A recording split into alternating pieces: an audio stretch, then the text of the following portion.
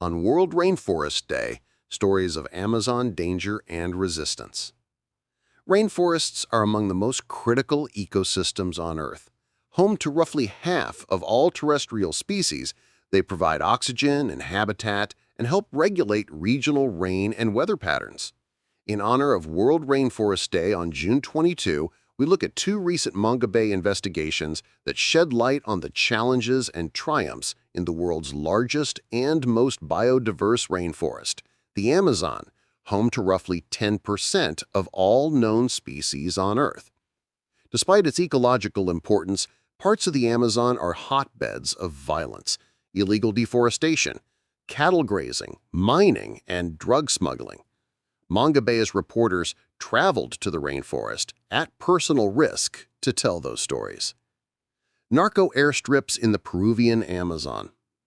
In 2024, Manga Bay LATAM journalists trekked through the dense Peruvian Amazon to see firsthand a clandestine airstrip used for drug trafficking. Combining AI-analyzed satellite images, official records, and on-the-ground reporting, the team uncovered 67 such clandestine airstrips. Many of them were located in or near indigenous territories. Their six-part investigation documented deforestation linked to the airstrips and revealed a climate of violence. At least 15 indigenous leaders have been killed in the region.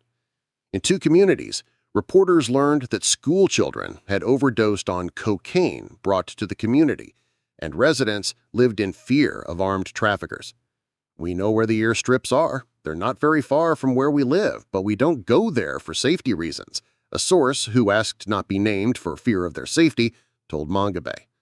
They're armed, and everything is guarded. They've even surrounded them with mines. Indigenous Guajajara are killed in record numbers amid surge in illegal cattle ranching. In a year-long investigation, Manga Bay's Carla Mendez found that illegal cattle ranching in the Aribo indigenous territory in the Brazilian Amazon coincided with a record number of killings of indigenous residents.